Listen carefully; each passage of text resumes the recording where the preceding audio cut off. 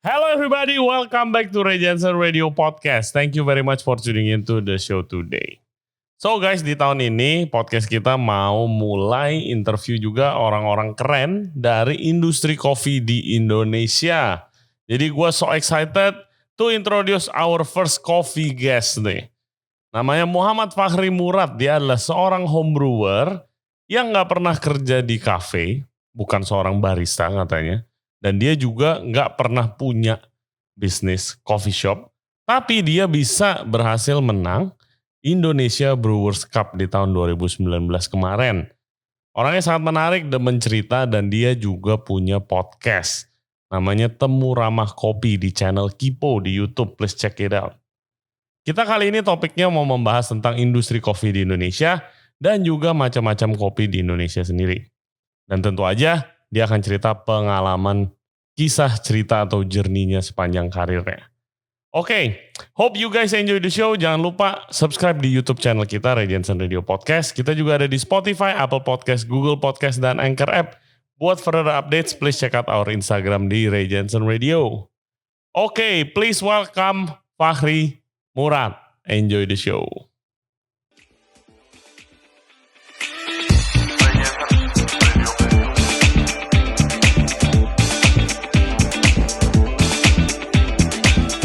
Oke guys, welcome back to the show. Kita udah sama Muhammad Fakhri. Ini dia adalah, mau dipanggilnya sih homebrewer. Memang begitu adanya. Tapi homebrewer yang pernah menang Indonesia Brewers Cup. Welcome to the show, Bang. Terima kasih udah diundang, Mas. Thank you banget. Nah, ini adalah expert kopi pertama yang gue undang. Luar biasa. Masa sih? Yoi. Masa sebelumnya gak ada? Kita ada sama Omar. Jangan baper ya, Mar. Tapi Omar kita lebih ngomongin bisnisnya. Oh, kalau Omar memang expert di bisnis. Yes. Kalau bikin kopi sih gue. Iya. Kalau itu gue akuin tuh, Omar pinter banget kalau masalah bisnis kopi. Cakep banget. Tapi kalau bikin kopi manual brew, gue berani adu lah. Mantap. Gimana caranya seorang homebrewer yang gak pernah kerja di kafe, gak pernah punya kafe, bisa menang Indonesia Brewers Cup? Mau mulai dari mana dulu nih? Dari awalnya lu gimana mulai tertarik? Kan lu tahu dari, gue tahu dari lu cerita-cerita, lu itu adalah sarjana psikolog dan kriminolog. Ya. Terus nyebrang ke kopi gimana? Jadi kan ya gue selesai lulus S1 psikologi tahun 2015. Kemudian gue memutuskan, gue lanjut S2 deh. Gue lanjut S2 diterima di UI, di kriminologi, di FISIP. Orang pinter dong berarti. Pada saat itu ya. Kalau sekarang kayaknya udah gak kepake di otaknya. Terus gue tinggal di ini kan, tadi gue bilang gue tinggal di Pasar Minggu. Di daerah Pejaten. Otomatis dekat sama Kemang. Dekat sama Mampang. Yang dimana memang banyak coffee shop. Iya. Dan gue dari S1 itu suka banget ngerjain skripsi di coffee shop. Soalnya kan di Semarang itu terkenal dengan coffee shop 24 jam, Mas. Oke. Di Jakarta kan dikit banget ya coffee shop 24 jam. Di Semarang tuh banyak banget. Oke. Jadi kebiasaan gue ngopi di Semarang, gue bawa ke Jakarta. Jadi kalau gue ngerjain tugas atau apapun itu, apalagi S2 kan lebih individual ya daripada S1. Iya. Jadi akhirnya gue nyari coffee shop. Nah, gue nyari coffee shop pertama gue di sini boleh sebut merek gak sih? Boleh lah. Coffee shop pertama gue di Jakarta itu gue gara-gara korban film ya. Filosofi Kopi. Oke. Oh, berarti belum lama. 2014? Iya. 2015 kan? Iya. 2015 gue ke Filosofi Kopi. Blok M? Blok M. Emang belum ada cabang mereka, Mas. Iya. Kalau sekarang kan masif banget. Betul. Jadi gue ke Philcop. Ya karena gue suka ngobrol, akhirnya gue kenal sama baristanya. Setiap mungkin waktu itu semingguan gue waktu mau tes UI itu ke Philcop pula, akhirnya kenal. Sampai akhirnya anak-anak Philcop kayak, lu nyoba ke Smith deh, lu nyoba ke Goni deh, lu nyoba ke sini. Teman-teman mereka juga. Gue dulu Goni langganan banget tuh gue. Goni yang di Kemang, yang masih kecil ya? Langganan banget. Iya, sekarang di mana sih? Di Kemang Timur. Oke, udah lebih gede obviously. Udah lebih gede. Iya, dulu kan kayak bener-bener. Ya kayak lu desek-desekan. Kecil banget, tapi enak, kopi enak. Kopi banget. Terus akhirnya gue ternyata di antara rekomendasi mereka itu ada Smith Coffee. Iya. Yang punyanya Muhammad Aga. Ya barista seleb lah ya. Ternyata kayak lu sekarang. Ternyata deket banget sama apartemen gue, cuma 2 kilo lah, lurus doang. Oke. Dan akhirnya gue kesana, dan di sana gue mendapatkan menurut gue pengalaman yang paling membuat gue berubah terhadap kopi sih. Apa tuh? Gue menyebutnya gue korban hospitality gitu. Jadi ketika gue sampai ke Smith, waktu itu gue malah gak pesen kopi loh, Mas, gue pesen mocha. Oke. Mas gue pesen mocha dong. Oh oke gitu. Waktu itu kebetulan si Aga yang jaga. Udah dibikinin mocha sama dia, gue duduk di kursi, udah gue minum, terus dia nyamperin. Mas gimana mokanya? Padahal cuma mocha ya, bukan kopi ya. Walaupun ada espressonya. Betul. Kalau gak enak bilang ya, ntar gue ganti. Di situ gue mikir, ini apaan nih? Kok berani rugi ya? Bahkan gue yang gak komplain apapun tiba-tiba disamperin dan dia mau melakukan hal itu gitu. Dan akhirnya gue jadi ini kayaknya orangnya asik deh. Nah di situ gue setiap hari di sana dan di situ gue kayak udah jadi regulernya mereka lah, customer reguler, jadi pelanggan. Kadang-kadang mereka ada ketemu ada punya kopi bagus ya, standar kopi shop lah ya. Kalau mau customer-nya udah deket, lu cobain dong nih. Iya. Sampai akhirnya gue ketemu kopi waktu itu Panama Geisha namanya. Salah satu kopi paling mahal di dunia. Iya kayak gue pernah dengar tuh. Iya. Itu kopi memang ikonik banget. Rasanya kayak bunga-bungaan dan buah-buahan. Apa yang membuat itu spesial? Yang buat pertama varietasnya ya. Varietasnya Geisha, varietas langka. Yang memang dari hasil rasanya dia seperti lu minum lavender, lu minum melati, lu minum buah apel dan sebagainya. Dan juga dia kan kopi itu semakin tinggi semakin bagus mas ya. Kalau kita kan tunggu tinggi apanya? Tinggi ini nih tanamnya. Oke. Ketinggian tanamannya. Dataran tinggi, gunungnya lah. Iya. Kalau di Indonesia kan paling tinggi paling Toraja, Papua 1.800 meter di atas permukaan laut.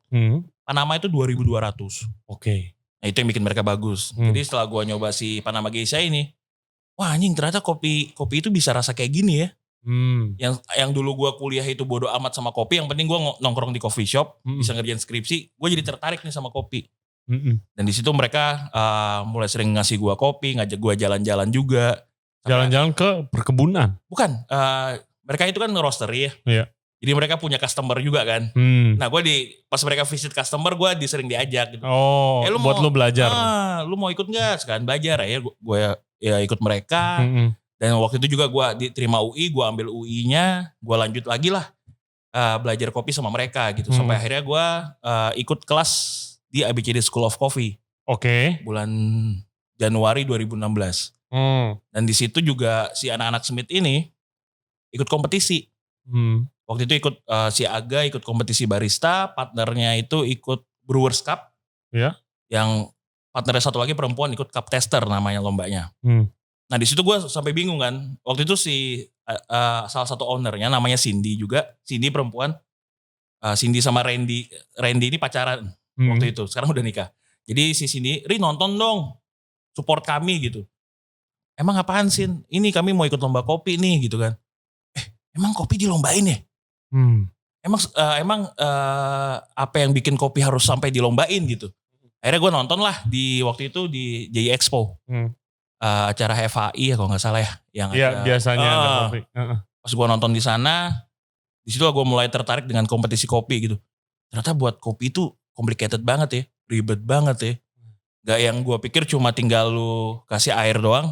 Kelar, enak, ternyata lu harus nyajiin yang detail banget angka-angkanya, lu harus ngasih servis yang bagus juga kepada juri gitu. Ceritanya gitu kan. Dan lu juga harus punya konsep presentasi yang relate to the cup gitu ya kan.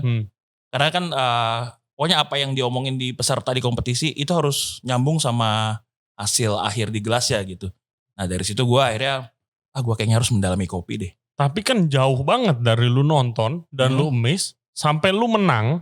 Itu kan perjalanannya gak singkat dong pasti. Kan gue nonton itu pertama kali 2015 akhir. Sebelum gue ikut kelas itu. Gue ikut lomba itu pertama kali lomba nasional ya 2018. Oh lomba juga ada kayak kecil-kecilnya dulu, penyisihannya dulu apa gimana? Jadi ada tapi itu kan biasanya ada lomba nasional, ada juga lomba-lomba lokal mas. Iya. Yang biasa diadain coffee shop atau apa. Nah, yang private gitu ya. Waktu itu gue udah bilang ke salah satu owner mereka juga si Randy, Ren gue kayaknya pengen nyoba ikut kompetisi kopi deh. Wah kompetisi kopi susah Ri. Kalau lu mau ikut minimal lu belajar dulu deh gitu kan. Ya deh gue pengen ikut tapi gue ikutnya tahun 2018. Jadi biar gue 2 tahun ini 16-17 gue belajar dulu. Wow. Jadi gue udah target dari 2016. Oke. Nah, jadi lu emang targetin gitu ya. Dan akhirnya itulah yang dikenal dengan sebutan pendekar kopi ya. Jadi gue dari 2016 sampai 2017 itu kerjaan gue. Soalnya kan gue kuliah S2 itu cuma Kamis, Jumat, Sabtu. Senin Selasa Rabu kosong. Sebenarnya gue pengen kerja. Cuma karena gue udah kepincut sama kopi nih. Itu gue pakai buat keliling kopi. Jadi akhirnya semua kopi shop yang baru buka di Jakarta ataupun yang sudah lama, gue samperin sendirian. Dan pada zaman itu banyak banget.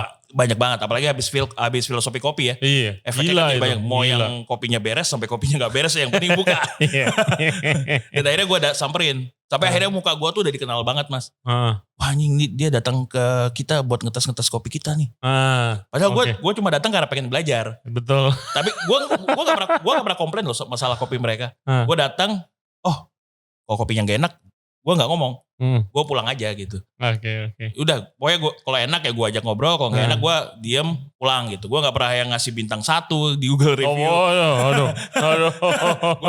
Gue gak pernah komen-komen di Instagram mereka ya kopinya gak enak. Gue gak mau gitu kan, karena itu usaha mereka, itu bisa menghancurin usaha orang kan. Yes guys, itu dia. Bisa menghancurkan usaha orang dan staff-staffnya yang bergantung sama usahanya. Itu kalau lu review jelek-jelek.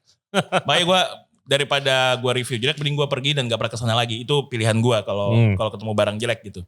Dari situ gue belajar dan ada lomba-lomba kecil nih. Dulu kan gini Mas, di Jakarta setiap ada coffee shop baru buka, mereka untuk supaya tamu datang ngadain lomba-lomba tanding manual brew gitu. Gue ikut lah, gak pernah menang.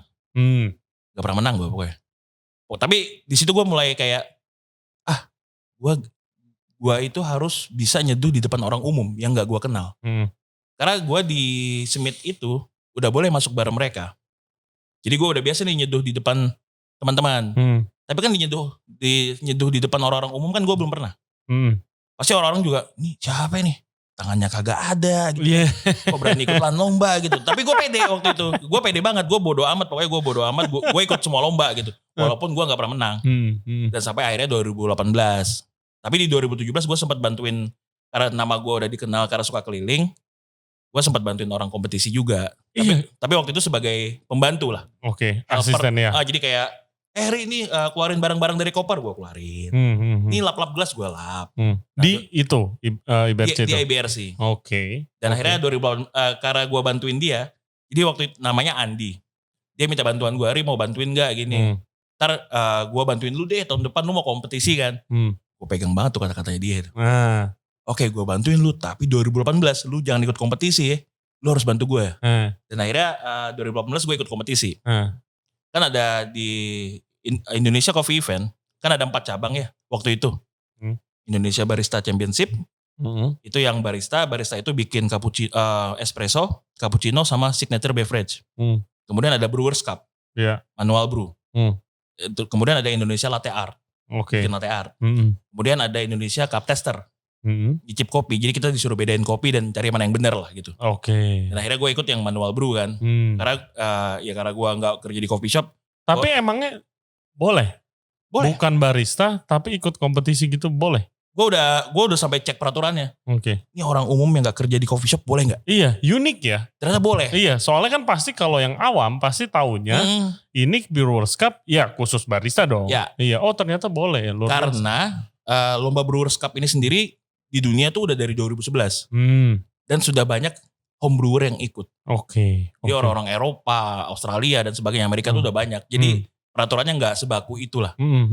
Akhirnya gue ikut. Jadi kita itu lomba itu dibagi 2 Mas. Yang pertama regional dulu, terus nasional. Regional ada 2. Regional Barat sama Timur. Barat itu Kalimantan, Jawa Barat, DKI, Sumatera. Sisanya Timur. Karena KTP gue Kalimantan, otomatis gue ikut Barat. Jadi gue ikut regional Barat waktu itu 2018 di Kuningan City. Gue ikut tuh. Yang lain tuh presentasi pakai bahasa Inggris. Gue pakai bahasa Indonesia. Gue juara 3. Regional Barat. Dan gue lolos, otomatis gue lolos nasional.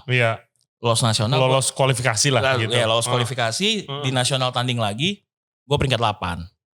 Tahun? Itu sama di tahun 2018 juga. Jadi gue peringkat 3 di regional, peringkat 8 di nasional. Setelah lomba itu gue ikut lagi lomba lokal di Semarang. Di Semarang gue ikut lomba lokal lagi, gue juara 2. Jadi ada lomba Semarang. Karena gue merasa Semarang adalah kota kedua gue, karena gue S1 di situ, gue ikut lah. Gue juara 2. Kemudian gue langsung lanjut lagi lomba nasional lagi di 2019. Oke. Regionalnya gue peringkat 5. Nasionalnya gue juara 1. Lu ngikut kompetisi begitu dan obviously menang gitu kan. Itu investasi di belakang itu karena kalau gue nonton itu kayak amazing banget dari kopi-kopi yang di barista-barista keren ini itu kan majuin gitu di kompetisi, terus ceritanya di belakangnya dan pasti kan udah latihan dulu gila-gilaan di belakangnya. Seperti kompetisi lain lah, lu harus latihan dan latihan kan modal. Modalnya siapa lu? Lengkap. Biasa kan kalau barista yang kerja kadang-kadang kan ada yang sponsorin dari bosnya. Supaya kalau anaknya menang naik kafenya. Ya lu. Nah gue waktu itu pas S2 gue sebenarnya juga freelance. Freelance waktu itu bantu teman gue di biro psikologi. Oke. Nah di situ gue dapat gaji tuh kan. Nah ini gue sponsornya psikologi. Ini yang gue lupa bilang tadi. Jadi kan kalau bikin lomba manual brew itu kita bikin 3 kopi di 3 alat yang berbeda. Jadi otomatis lu butuh timbangan 3, butuh drippernya 3, butuh servernya 3 dan sebagainya gitu. Jadi setiap dapat gaji gitu ya, gue beli scale 1. Dapat turun lagi beli scale 1. Jadi lagi, gitu. 2 tahun itu juga gue ngumpulin alat tuh. Dan sampai 2018 pun gue masih minjem. Jadi kayak teman gue yang gue bantuin 2017, lu ada gelas yang bagus gak? Ada nih, gue pinjem deh. Lu ada penggiling yang bagus gak? Ada nih, pinjem dong. Jadi gue masih pinjem alat. Jadi gue bilang, kalau kompetisi minjem barang tuh gak haram. Asal lu gak malu aja gitu. Dan karena gue butuh, ngapain malu. Gimana sih buat listener kita nih ya? Coba ceritakan atmosfer pada saat kayak Indonesia Brewers Cup gitu. Kompetisi yang nasional. Itu lu gimana sih atmosfer mah? Jadi sebenarnya kompetisi nasional itu kita 10 menit bikin 3 kopi. Maksudnya 3 seduhan dengan kopi yang sama. Di hadapan 4 juri. 3 juri sensori yang ngerasain kopi kita sama 1 juri kepala. 1 juri kepala itu tugasnya ngeliat alur kerja kita gimana. Terus angka-angka kita ada yang presisi apa enggak gitu kan. Terus kita harus memberikan customer service yang bagus. Kemudian kita juga harus menyampaikan isi dari presentasinya. Mengenai ini kopi dari mana. Flavornya gimana, aromanya gimana, bodinya gimana, teksturnya gimana, lu ngerostingnya gimana, terus lu pakai air magnesium kalsiumnya bikarbonatnya berapa. Wow. Kemudian juga lu juga harus jelasin kayak ke semua yang lu sebutin tadi, apa hubungannya dengan gelas lu, hasil akhir seduhan lu, alat yang lu pakai apa, suhu berapa gram. Nah, lu semua diomongin. Lu menang bawa kopi apa? Waktu itu gue menang bawa kopi dari Panama, Geisha juga, varietas Geisha dari Vinca Nuguo. Oke. Jadi kopi luar sih. Gila. Dan ya kan kalau di Indonesia Coffee Event kalau lu juara akan dikirim kan. Jadi kayak Liga Champion gitu. Iya betul. Anggapan itu. Pertanyaan berikutnya itu. Jadi kayak lu keluar nanti. Jadi kayak semua champion dikumpulin lah gitu. Buat worldnya nih. Dan gue waktu itu berangkat bareng cabang barista. Jadi di barista ada Michael Jasin, di Brewers ada gue gitu. Kami berangkat ke Boston waktu itu bulan April. Gimana tuh di sana? Wah, gue nyampe hall itu masih ya. Gue nyampe hall terus gue ngeliat stage-nya. Tulisannya World Brewers Cup bukan Indonesia Brewers Cup lagi. Gue langsung diam gue di hadapan itu. Tapi yang gue pikir waktu itu, gue layak gak sih? Soalnya kayak gini, tadi balik Randy yang ngajarin gue, Randy yang ngenalin kompetisi ke gue, belum pernah menang. Dia paling tinggi cuma peringkat 2 di tahun 2016. Tahun 2018 gue ngalahin dia. Tahun 2019 dia gak ikut tapi. Iya. Jadi kayak gue merasa kayak teman-teman gue yang lebih jago tuh sebenarnya lebih banyak. Tapi kok gue bisa, gue yang juara gitu. Tuh gue di atas panggung tuh sempat kayak tatapan sinis gimana gitu. Masa sih gitu ya? Masa sih gue yang mewakilin? Gue customer loh, gue belum pernah kerja jadi barista loh gitu. Kok bisa ya gitu ya? Bahkan sampai teman-teman itu banyak yang, ya karena banyak yang support, jadi ada juga yang nulis di stories gitu. From customer to champ gitu. Dan bahkan orang-orang luar juga amazed juga sih. Karena kayak, serius lu belum pernah kerja jadi barista? Ya belum gitu. Tapi kok lu bisa presentasi lu bagus dan sebagainya gitu kan. Iya. Nah di situ juga, tadi gue juga pengen jelasin cara gue belajar presentasi. Sebenarnya kan presentasi kopi itu penting banget Mas. Maksudnya dalam artian itu kayak gimana ya? Gimana caranya lu buat juri jadi percaya sama lu dan betah gitu kan. Nah itu juga jadi yang gua cari di tahun 2016 sama 17. Gua ke coffee shop manapun, gua akan duduk di depan bar. Kan banyak tuh coffee shop yang Ya ada bar table-nya gitu. Gua akan duduk di situ dan gua akan lihat apa yang membuat gua betah di situ. Apa yang baristanya lakukan sehingga gua betah di situ. Itu yang akan gua aplikasikan ke atas panggung. Oke. Apakah itu kayak interaksinya? Interaksinya ataupun cara mereka ngomongnya gitu. Kadang-kadang kayak umpamanya Mas lagi di coffee shop gitu. Mas di kopinya apa? Mau tahu aja Mas. Ya lu bete dong. Tapi kalau dia jelasin terus kalau dia Malabar Mas, lu juga bete dong. Kayaknya gak niat banget ngasih tau, ini kopinya Malabar Mas dari gini. Iya. Oh ternyata gua tertarik berarti ini orang customer service-nya menyenangkan gitu. Itu yang gue pelajari akhirnya. Oke. Waktu lu di world stage, lu representasi Indo, apakah lu bawa kopi-kopi lokal? Nah itu Mas. Itu yang kadang-kadang netizen tidak tahu Mas. Fahri Murad tidak nasionalis, dia tidak bawa kopi lokal. Lu tuh harusnya bangga dengan kopi lokal gitu. Oh gitu. Banyak juga yang kayak gitu. Cuma kan gini kualitas kopi kita memang lebih jauh di bawah. Sampai sekarang. Karena gini Mas, berbeda dengan lomba barista. Lomba barista lu pakai lokal bisa. Karena dia dicampur susu. Untuk cappuccino kan berarti ada bahan lain. Betul. Terus signature beverage, espresso lu bisa pakai lokal. Tapi kan lu bisa nyampur buah-buahan. Buat mengenhance rasa si kopinya. Tapi kalau brewers cup manual bro, lu bener-bener kopinya doang nih. Iya, lu gak bisa lari kemana-mana gitu ya. Kalau kopinya busuk, sampah, ya udah sampah aja, gak bisa lu baikin lagi. Gitu kan. Nah emangnya, kayak gue sebagai orang yang awam kopi, menurut gue Indonesia industri kopi itu udah keren lah. Menurut gue kafenya keren-keren. Kopinya kalau misalnya lu lihat di Starbucks aja ada lah kopi-kopi Indonesia gitu.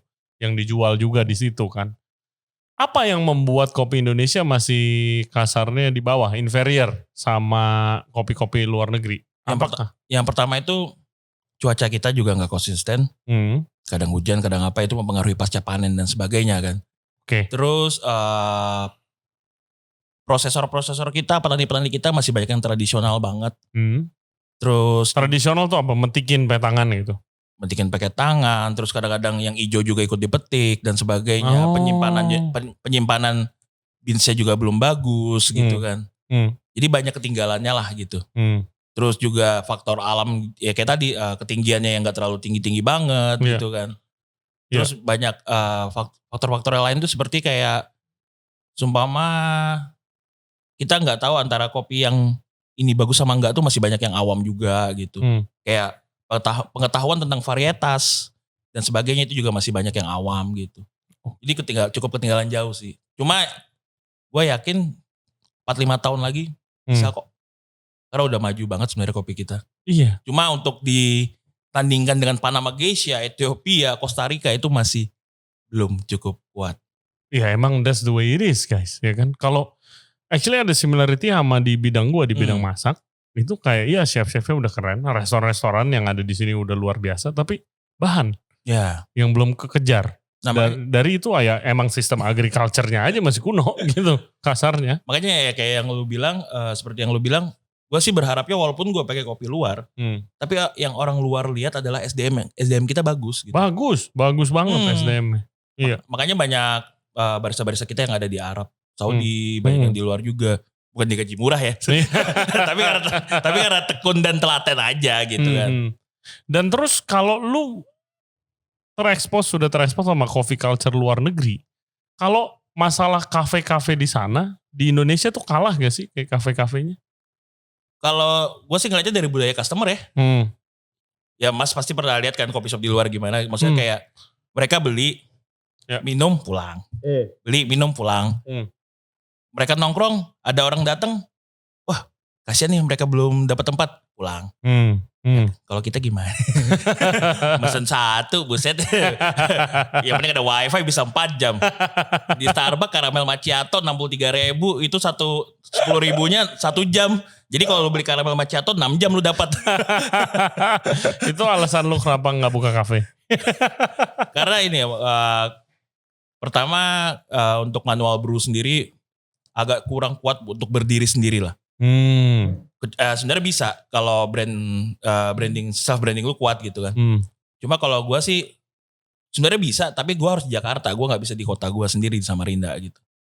Kalau Jakarta bisa, cuma kayak gue mikir kayak, wah gue harus ganti KTP lagi nih. Maksudnya urusan kayak gitu yang bikin gue malas. Jadi akhirnya ya udah nabung, sembari nabung dulu aja deh. Alat-alat sih sudah ada mas. Iya pasti lu lengkap lah. Iya, selama perjalanan ini sampai 2021 alat-alat udah lengkap banget. Dan lu sekarang day to day, what's your day to day like? Sekarang lu kerjanya apa berarti? Lu udah full time di kopi kan obviously. Ya, dan sekarang tuh kayak bukan kayak OnlyFans ya, tapi tapi kayak ini sih, maksud gue kayak gue jual kadang-kadang tuh jual materi-materi perkopian gitu. Dan itu lumayan laku gitu, kayak how to deal with Brewers Cup gitu ya. Oke. Jadi kayak kisi-kisi kompetisi dan sebagainya. Soalnya banyak anak muda juga yang masih butuh arahan kayak gitu. Terus take over bar, bikin kelas dan sebagainya. Lumayan kok. Makanya gue gak mau ninggalin Jakarta. Iya. Duitnya banyak di Jakarta. Plusnya apa sih bang kalau lu menang Brewers Cup? Apakah hadiahnya atau lu ada purely brand image dan ya kebanggaan atau gimana? Sama kayak lomba ya, sama kayak MasterChef dan sebagainya lah ya. Maksudnya kayak ketika lu juara suatu lomba, akses itu kebuka semua kan.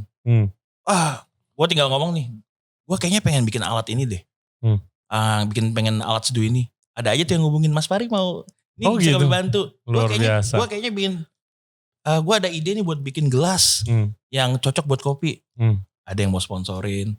Atau enggak kayak kemarin gue diangkat jadi tester salah satu brand ternama penggiling kopi, Komandante dari Jerman. Karena ngeliat gue fokus banget di manual brew, mereka mau support sampai sekarang gitu. Terus gue juga diangkat jadi di Denmark itu ada coffee shop namanya April. Dia ngangkat gue jadi atletnya dia, jadi atlet kopinya dia. Jadi kalau kompetisi gue disupport sama dia juga gitu. Itu di Copenhagen bukan? Ya di Copenhagen. Kayak gue tahu tuh. Ya, kafenya itu. Jadi dia waktu gua di Boston dia juara 2. Gue peringkat 11 dia juara 2. Di situ gue kenalan dan akhirnya berapa bulan kemudian dia ngubungin lagi, lu mau nggak jadi bagian tim gue? Ya udah mau gitu. Oh mantap. Terus kayak itu kayak gue mau, Mas Fari nggak mau ini bikin pasca panen nih, buat kopi ada ide nggak? Boleh nih kami udah sediain. Nah, apa tuh maksud pasca panennya? Maksudnya kayak kan di kopi itu ada pasca panen mas ya. Maksudnya kayak lu mau ngarahin kopi lu itu ke arah yang seperti apa gitu. Mau manis kah, mau asem kah, mau sparkling kah. Nah itu di pasca panen gitu. Oke. Lu arahin flavornya mau kemana gitu ya. Jadi gue ditawarin kayak gitu. Jadi enaknya jadi juara itu sih mas. Ya opportunity kebuka. Follower nambah sih. Itu paling penting. Ya mungkin kayak teman gue bisa jadi centang biru gitu kan. Nah, yoi. Kapan lu centang biru kalau begitu nih? Gue takut mas. Soalnya gini. Soalnya kan ketika pandemi ya. Itu banyak banget yang jadi home brewer kan. Betul. Karena gue bingung nih gue mau ngopi takut. Mending gue buat sendiri. Beli alat murah sekarang itu. Tapi itu akhirnya mereka ketika mencari informasi. Mereka kan mencari para cem ini kan. Dan akhirnya kami lah yang pernah menang ini yang di DM. Ditanya-tanyain gitu kan. Dan pertanyaan-pertanyaan kadang-kadang bikin males gitu mas. Maksudnya kayak ketika gue belajar, gue keliling, gue nyari tahu sendiri dan sebagainya. Iya. Nah, itu dia. Mereka banyak sekarang yang males. Iya. Mereka sekarang tuh kayak, Mas Fari boleh bagi resep nggak gitu? Mas Fari gue ada kopi ini, kira-kira pakai suhu berapa ya? Gue tuh kadang-kadang, ya lah mas googling aja gitu. Iya. Atau lu coba sendiri, ya kan? Enak aja lu. Makanya kadang-kadang itu sih, maksudnya ya mungkin karena akses informasinya terlalu cepat juga dan kadang-kadang itu juga. Tapi lu gak balas ntar dibilang pelit banget ilmu itu mas, gitu itu kan. Itu gak enaknya jadi seorang yang pernah menang lomba itu. Lu ada gak enaknya juga. Dipandang banget soalnya kayak gimana ya. Ke coffee shop deh. Gue duduk nih. Itu kayaknya Mas Fari. Gue mesen es teh. Yang datang kopi. Mas Fari ini mohon dicoba ya. Mungkin bisa kasih masukan ke kami. Pak gue lagi pengen yang seger-seger tuh es teh manis hasil leciti gitu. Terus kalau mamanya gue pesen kopi, mereka tahu gue Fari Murad gitu. Kalau gue nggak habisin nih, akan jadi tanda tanya buat mereka. Oh iya betul.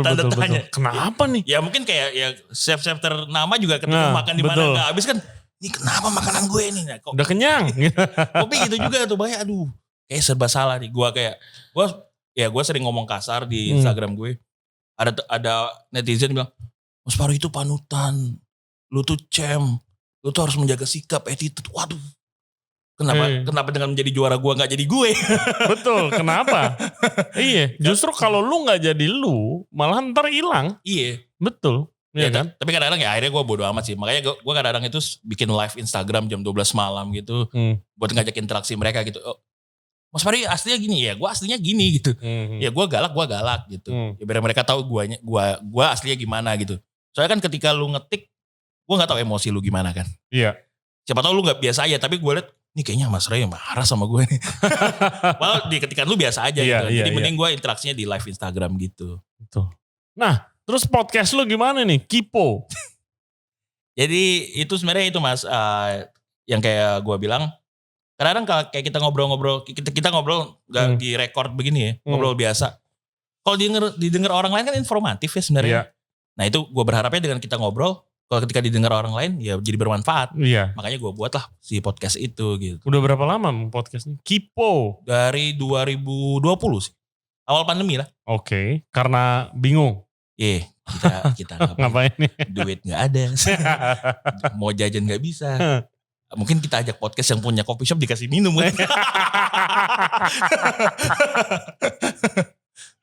Iya. Dan terus sekarang gimana market podcast lu itu terinspirasi banyak gak dari podcast? Karena viewernya kan tinggi. Tinggi. Kalau menurut gua ini sih. Karena ini kadang-kadang orang kopi itu kan sebenarnya banyak orang daerah ya di luar Jakarta. Jadi mereka itu kadang-kadang melihat sosok yang mereka kagumi atau sosok yang mereka lihat jadi narasumber gue. Itu sosok yang kayaknya ini orang sombong deh, arogan gitu. Tapi dengan di podcast gue berharapnya dengan cara ngobrol gue, dengan cara gue membawa suasana, ini orang-orang ini tahu, ini aslinya orang humble kok. Cuma ya karena lu gak kenal aja, betul, sombong gitu betul, kan. Betul, kelihatan kalau sosial media, wah orang jago, sombong nih, gini segala macam, susah dia ngobrol. Tapi kalau ya itu podcast sih emang, ya itu juga gue sukanya begitu sih. Pertama bisa ngeliatin nih lu aslinya gimana gitu kan. Kedua kayak banyak yang ada aja gitu mau ngobrolin apa aja yang terinspirasi. Iya. Gitu kan, luar biasa. Makanya salah satu komennya kan ternyata ini ya banyak yang orang-orang kopi itu yang terlihat sangar dan sebagainya ternyata humble ya. Ya mereka mungkin ya siapa juga sih yang mau dekat sama orang SKSD gitu. Ya kalau sombong gak diundang ke podcast. Ya maksudnya kalau diundang ya, kalau sombong mereka gak mau lah diundang gitu kan. Ya gue berharapnya itu juga mengubah image teman-teman gue yang mungkin kalau di Instagram terlihat mewah atau gimana, tapi sebenarnya sederhana aja gitu. Jadi dipandang beda, dipandang baik, lebih baik lah gitu. Oke. Dan pertanyaan gue berikutnya, lu dari interview-interview lu yang gue nonton, kan gue stalk lu sedikit nih sebelum ngajak podcast. Lu selalu mengomunikasikan gimana lu itu pengen komunitas difabel khususnya itu lebih pede untuk melakukannya gitu kan. Nah itu gue mau tanya, dari difabilitas lu pernah gak waktu masih dulu nih sebelum sehit sekarang itu merasa gak pede gitu? Apa dari dulu kayak udah santai? Oh, gue nggak pede itu sebenarnya pas SMP Mas. SMP SMA. Zaman Friendster lah ya. Kan kita sempat zaman Friendster kan. Testimoni Mas Fahri itu orangnya. Gue itu saking nggak beraninya ngeliatin fisik gue. Foto profil gue tuh selalu foto profil muka doang. Gue nggak pernah berani sebadan. Oke. Karena gue kayak anjing kalau ada cewek yang ngeliatin gue nih. Pas ngeliat, wih cacat nih. Gue gak mau follow gitu. Gue gak mau add friend lagi. Itu gue kurang pede waktu itu. Maksudnya gue kurang pede di situ. Tapi di sekolah biasa aja.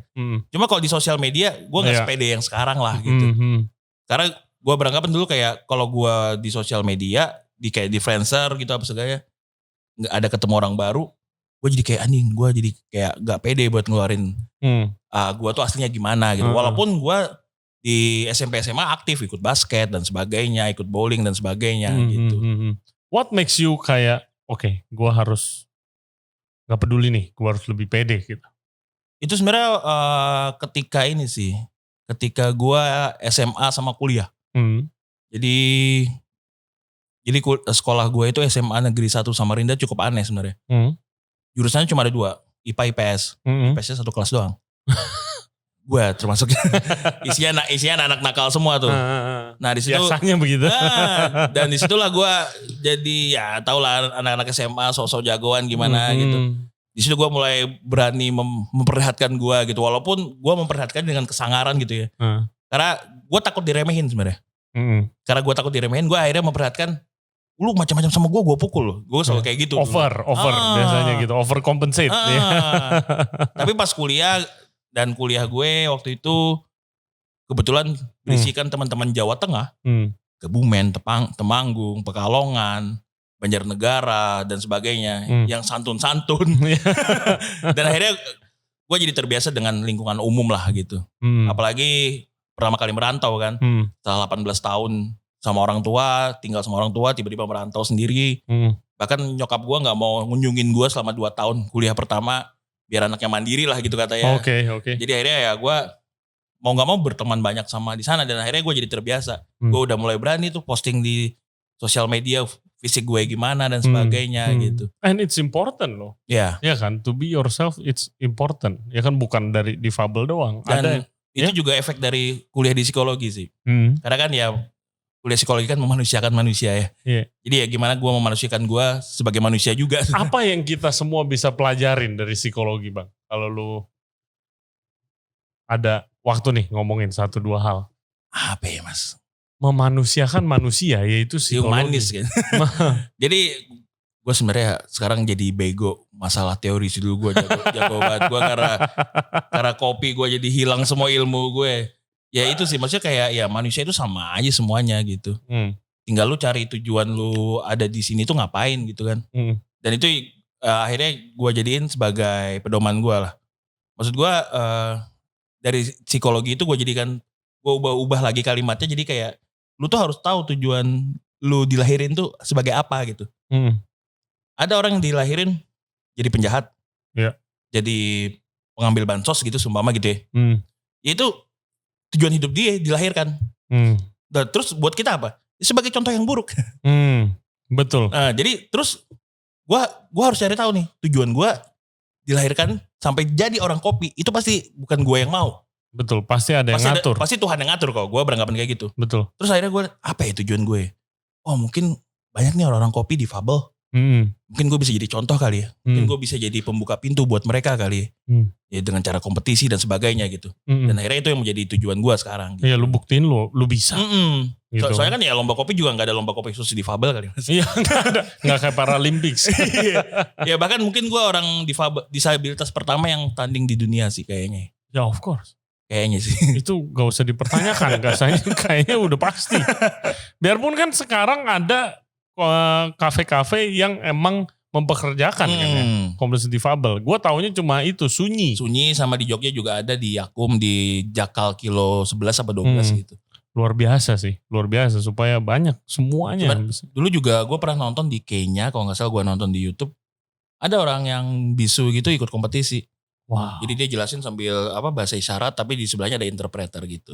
Wah gila keren banget. Nah itu yang juga bikin gue cinta sama kopi ya. Mereka terbuka untuk semua orang. Iya. Mereka ramah buat semua orang gitu. Iya. Dari segi kayak non barista aja bisa ikut kompetisi itu udah membuktikan kayak terbuka sekali gitu loh. Ya. Iya kan gak terlimit gitu. Kalau kompetisi masak sorry itu say lu bukan chef, lu gak bisa gitu, mau ngapain lu di kitchen. Gue kan gitu sebenarnya suka masak ya di rumah ya. Gue kadang-kadang tuh, gue lebih senang masak daripada kakak gue sebenarnya. Cuma kadang-kadang tuh gue sadar kemampuan gara-gara fisik gue gak bisa masak seoptimal mungkin gitu. Gue kayak mau umpamanya nahan bawang gitu. Susah banget nih. Oh susah nunduknya gitu ya. Iya, bener. Tapi gue tetap senang masak aja. Iya gak apa-apa. Chef gua dia nggak difabel tapi chef gua tangan kirinya di sekolah itu nggak boleh ngangkat lagi sama dokter karena udah terlalu screwed up lah tangannya, olahraga kecelakaan. Jadi apa-apa juga satu tangan tuh. Gua juga sama kagak bisa, cuma bisa ya kalau masak susah lah lu nggak punya tangan dua gitu. Pokoknya gua masak ngandelin lidah gua yang di kopi aja. Ini kurang ini. Oh, tambahin aja deh. Apa kopi yang paling enak yang pernah lu coba sepanjang karir lu nih? Kopi yang paling enak yang pernah gua coba itu namanya dari Panama juga, tetap dari Panama, Elida Estate anaerobic slow dry natural. Buset. Itu gue dikasih gratis. Jadi dia kopi itu dipakai peserta juga. Pesertanya juga orang Panama. Jadi kalau peserta itu kadang-kadang tukeran kopi mas di backstage gitu. Lu mau kopi gue nggak? Tapi tukeran ya gitu. Iya. Gue kasih lah kopi dia. Pas dia kasih kopi gue itu, dia kasih kopi dia, itu kopinya 300 gram kalau gak salah. Dan yang gue tahu kopi dia waktu itu harganya 50 juta 1 kilo. Hah? Iya. 50 juta? 50 juta 1 kilo. Wow. Gue pas pegang itu tuh langsung, ini gue jual aja kali. 300 gram bro. Lumayan banget. Lu jual berapa di 300 gram ini? Cuma akhirnya gue bagi-bagiin sih. Maksudnya sampai Indonesia, sampai Jakarta, gue seduh sama teman gue di Smith itu. Kan biasanya kalau orang minum Panama Geisha gitu mas, sama lah kayak orang minum alkohol yang mahal gitu. Harus syuk dan sebagainya. Gue enggak. Minum kopi yang mahal banget nih. Gue sambil merokok Magnum. Enak juga ya. Rokok disandingin sama kopi termahal tahun itu gitu. Kalau di Indonesia kan gue cuma tahu kopi luwak yang mahal. Sama kemarin podcast ada yang jelasin Tanjung Puntang ya? Apa? Gunung Puntang. Gunung Puntang. Iya, lu udah coba tuh? Gue kebetulan waktu gue juara 3 tahun 2018 itu gue pakai Puntang sih. Gue pakai Puntang. Oke. Tapi kalau kita ngomong kopi luwak, kalau lu jangan terlalu membanggakan kopi luwak sih sebenarnya mas. Kenapa nih? Lu bakal dicaci maki sama orang luar gitu. Siapa yang mau minum kopi tai? Gak serius, maksudnya kayak orang-orang kopi-kopi expert di luar itu ngeliat kopi luwak itu jadi bahan tertawan mereka. Kopi luwak, kopi gajah Thailand ya kan? Iya. Baru gue mau nanya tuh. Itu jadi kayak kita tuh udah modern loh, lu masih minum yang gak hygiene gini. Makanya ketika mereka, apa kopi terbaik Indonesia? Kopi luwak, mereka ketawa gitu. Tai gitu. Iya, kopi tai nih. Shit coffee gitu. Bahkan diliatin gitu, luwaknya lagi boker gitu. Literally shit coffee. Literally shit coffee ya. Nah kalau menurut lu sendiri di Indonesia itu yang paling oke dari mana varietasnya segala macam? Kalau gua sih ya, jadi setiap pulau itu ada karakternya masing-masing mas. Jadi sumpama kita omonglah kopi dari Jawa Barat. Kopi Jawa Barat itu identik dengan asam yang seger, terus tapi bodinya yang teksturnya nggak terlalu tebal. Kalau Sumatera itu dia punya khas karakter rasa yang intens, kayak rempah-rempah yang intens juga, teksturnya tebal. Kalau kopi-kopi Bali gitu, identik dengan rasa-rasa seperti jeruk. Iya betul. Terus kopi-kopi Flores punya rasa-rasa seperti apel, plum dan sebagainya. Jadi setiap daerah itu beda-beda. Jadi sebenarnya gue nggak terlalu berani ya bilang mana yang paling enak di Indo gitu. Karena masing-masing itu punya karakternya masing-masing. Tapi kalau gue bisa berani bilang, gue pengennya punya kopi yang teksturnya seperti kopi Sumatera, tapi asamnya Jawa Barat. Nah itu kopi perfect. Oke. Gue belum bisa bayangin sih, tapi oke. Nah lu juga spend time buat ngiter-ngiter perkebunan gitu, explore Jadi, gitu. Gue jujur sebenarnya gue baru ke kebun kopi itu 2 kali ya. Karena gue selalu memegang prinsip berbagi tugas. Jadi kalau gue fokus gue adalah ngulik kopi, ya udah gue dihilir aja gitu. Gue nggak mau tuh, gue tuh nggak mau sampai, gue juga harus ke kebun nih, gue juga harus tahu nih proses gini-gini nih. Udah ada orangnya men. Iya betul, bener juga. Udah ada orangnya men. Gue harus ngerosting juga nih, gue harus belajar sangrai kopi. Udah ada orangnya men. Udah, lu fokus. Kalau lu semua ngambil semua, kasihan orang-orang yang belum dapat apa-apa nih. Iya. Gue sih pengennya begitu sih. Oke. Wah, Bang. Oke, terakhir nih Bang ya. Gimana kalau lu disuruh kasih advice buat barista-barista muda Indonesia, apa yang lu mau kasih? Lihat sini Bang, nih kamera lu Bang. Simpel sih sebenarnya. Tolong jangan malas. Maksud gue gini, informasi gampang banget didapat, tapi jangan lupa buat silaturahmi lah terhadap sesama barista ya. Jadi kayak gini, kadang-kadang mas, gue tuh pengen belajar gitu. Cuma owner gue ngelepasin gue banget, yang nggak ngasih tahu apa-apa gini-gini. Ya lu nge-shift pagi, pulang jam 2 sumpama gitu. Lu mampir aja ke coffee shop lain.